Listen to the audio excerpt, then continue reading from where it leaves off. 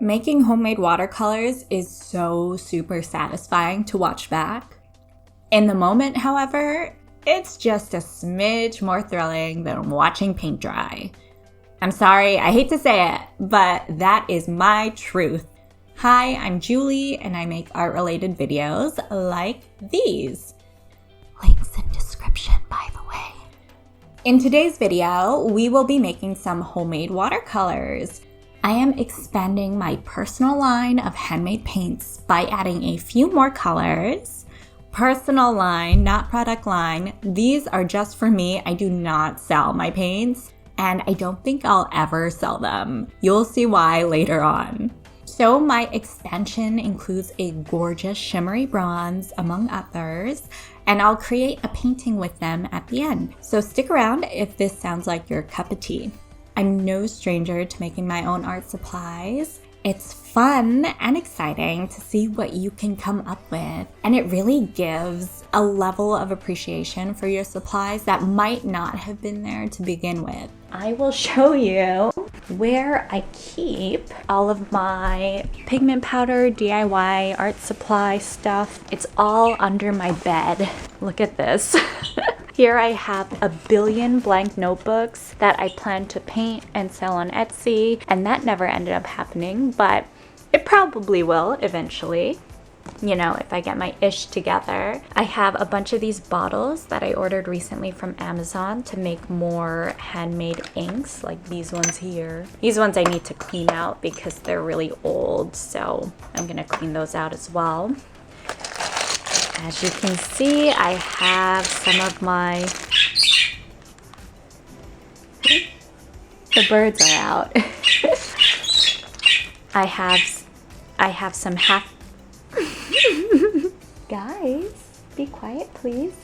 I have some half pans here as well, and little containers where I keep fresh paint. They're just like little cosmetic containers. This is pigment powder crushed up from chalk pastels, which I made a video of making watercolors with chalk pastels, so I'll link that down below. Here is my gum arabic that I use to make watercolor binder. Anyways, I have a ton of crap, but the most important thing is all of my pigment powder, which is in this bag here I got from Society6, and this is artwork by Loish. I'm not sure how to pronounce her artist name, but she is amazing. So I keep that all in here. Watercolor is my poison of choice. Hey! I've been having some fun with gouache lately, ever since I revived my set.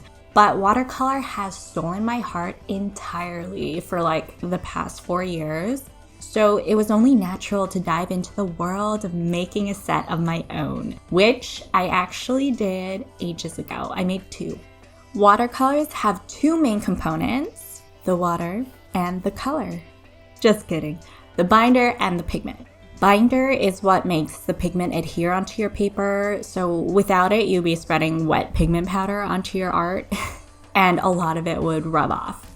It's made with something called gum arabic, which is a type of tree sap, and it's used as an emulsifier and thickening agent often found in sweets and baked goods.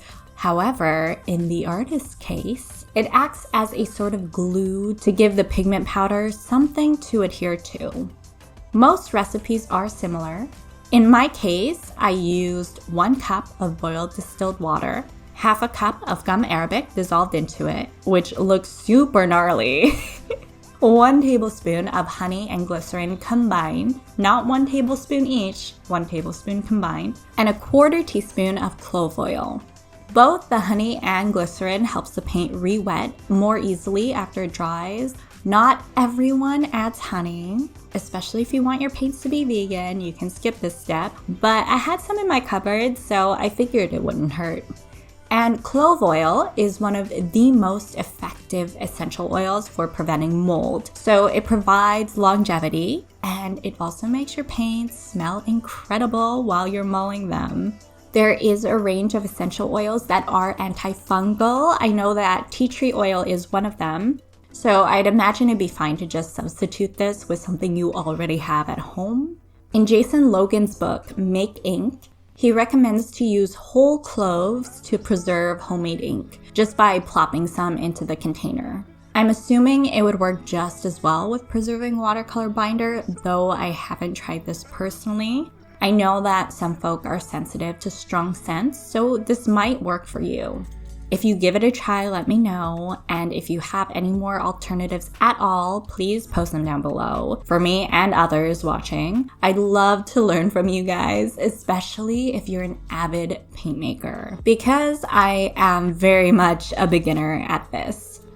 A very important thing to preserving your binder is storing it in the fridge. Don't forget to write the date on your container that you actually make the binder. It's supposed to be good for around 6 months, but I'd be lying if I said I haven't used year-old binder in the past, and it's worked just the same. If it doesn't look or smell weird, I mean, I'd go for it. I hope I'm not giving bad advice. Look, the best thing you can do to avoid being wasteful is to make your binder in small batches. A little goes a very, very, very long way. You'd be surprised. This is getting really technical, so here's an interlude of swatching this shimmery bronze color. Ooh la la, am I right?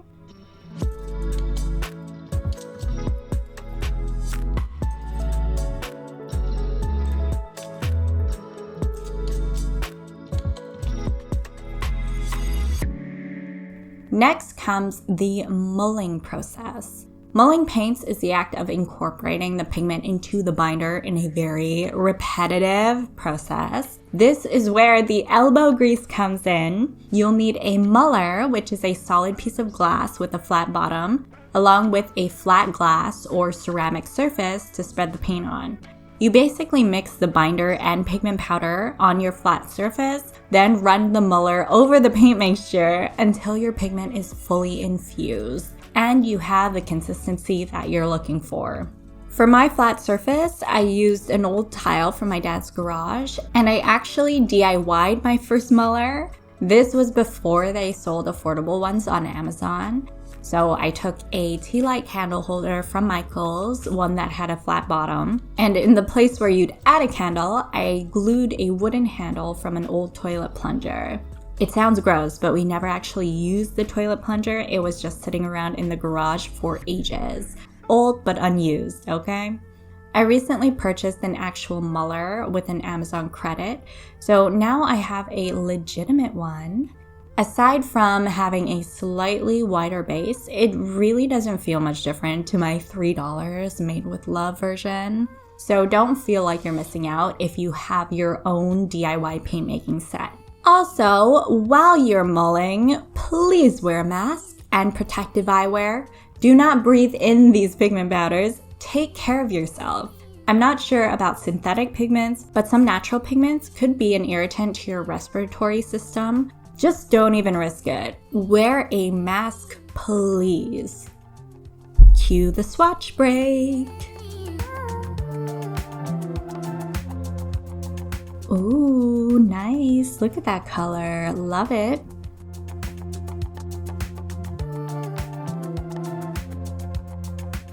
I've done my fair share of making my own art supplies, some being vastly more enjoyable than others.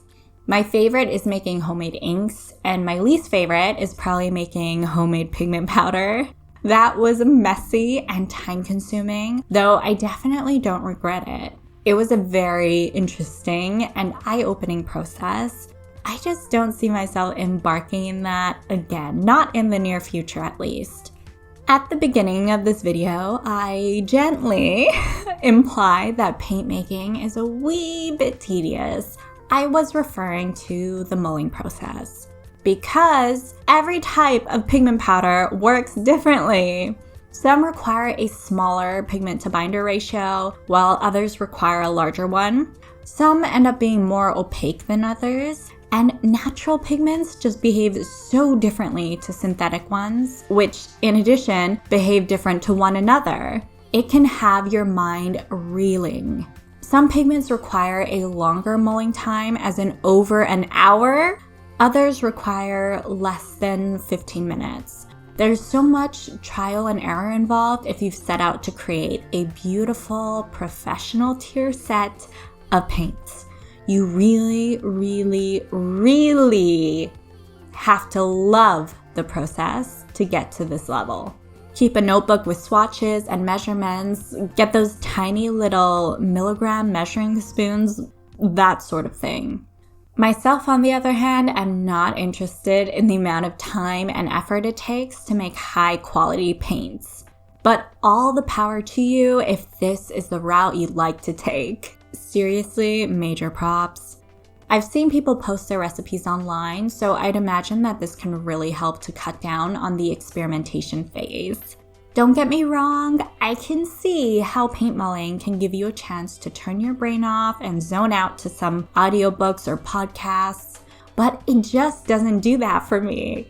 I'm an overthinker. I really need to keep busy to stop myself from thinking too much. So this is why the 4 hours it took to revive my gouache set drove me insane. I just wanted it to be over.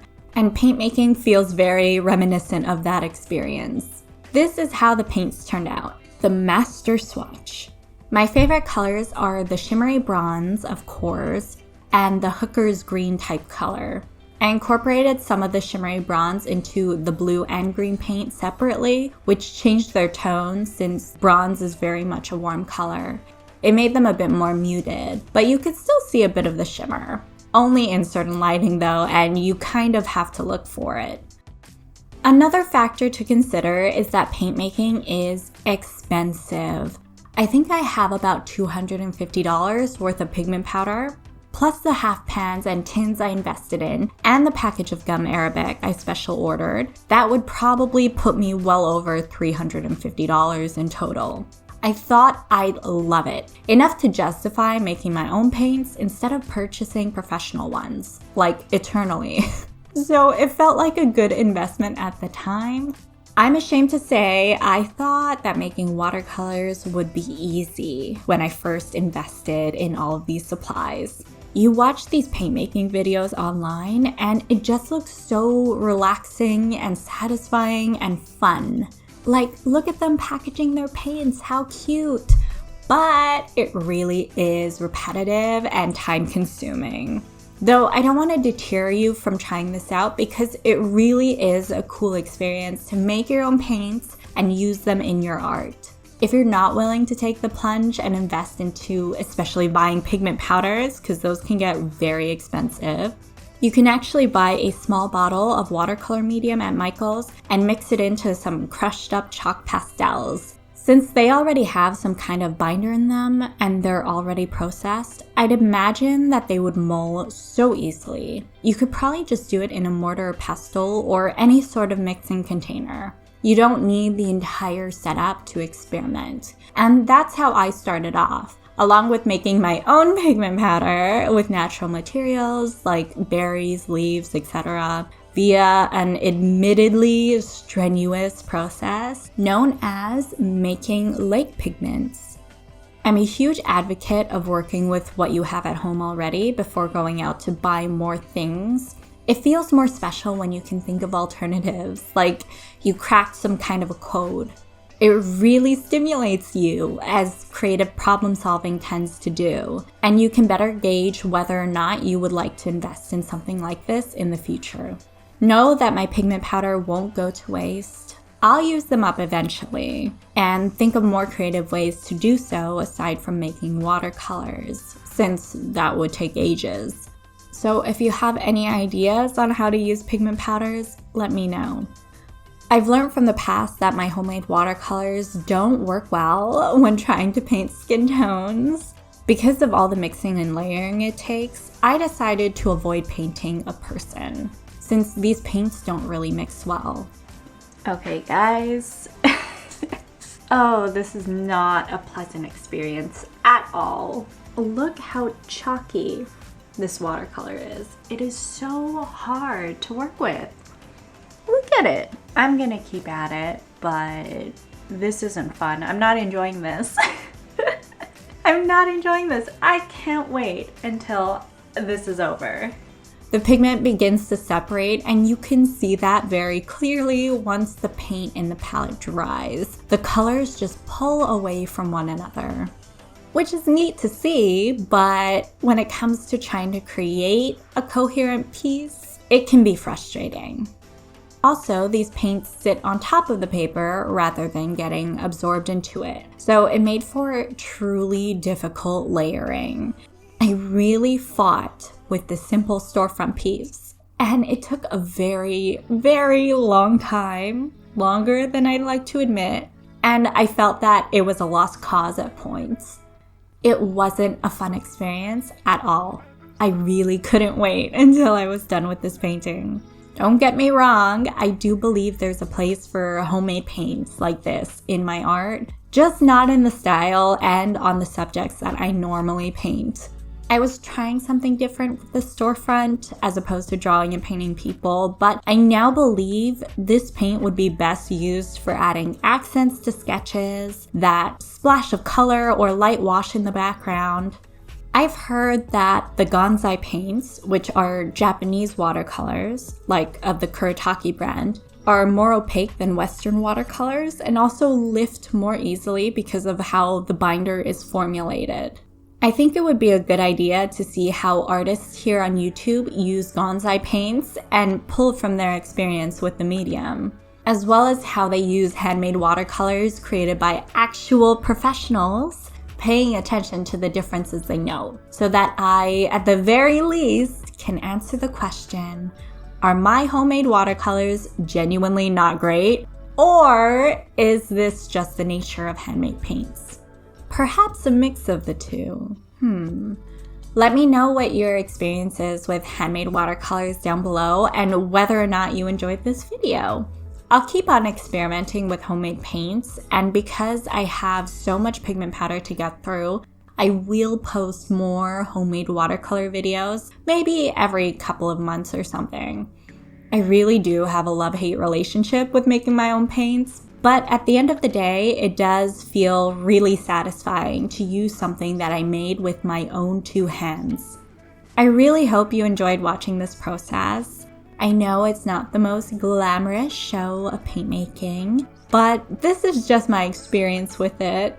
Good luck on your own paint making adventures. I highly encourage you to give it a try, and if you do, let me know how it goes.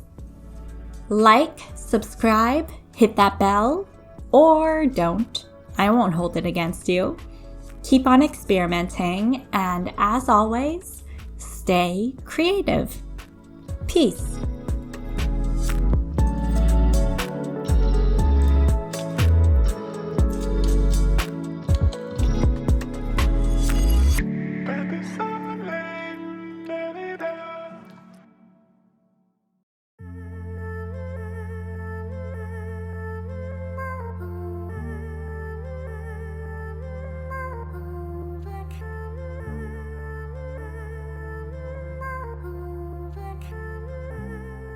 Hey guys!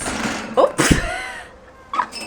They are jumpy. They're really jumpy. This guy is it. He's really sweet. Hey, Paprika.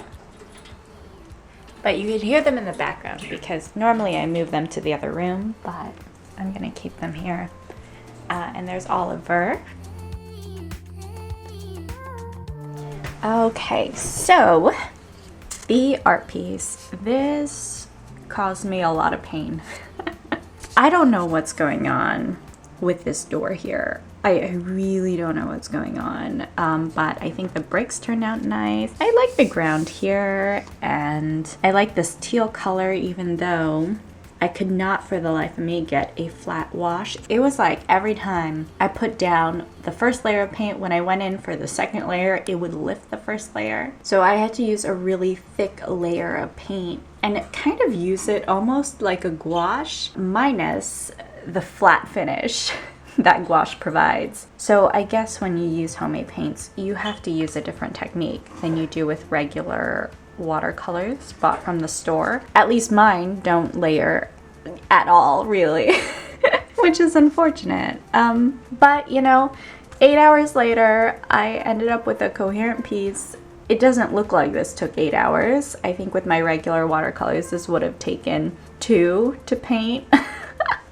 You could see here how the paint dried so chalky and how the pigments just separate from one another, which actually looks kind of cool on the palette. I made this in a ceramics class, and these are not actual spots meant to mix watercolors, but I ran out of space and I was too lazy to clean my other palette. So I used the shimmery one for the writing here, books, which turned out really nice. And I tried to use the blue shimmery color on the door, but it was so uneven and I kept trying to layer it on, and now it's all splotchy and it does not look good, but you know, I'm just glad it's over, honestly. If you have any advice on how to make homemade paints, or if you know where I've gone wrong, please let me know. And as always, stay creative. Peace.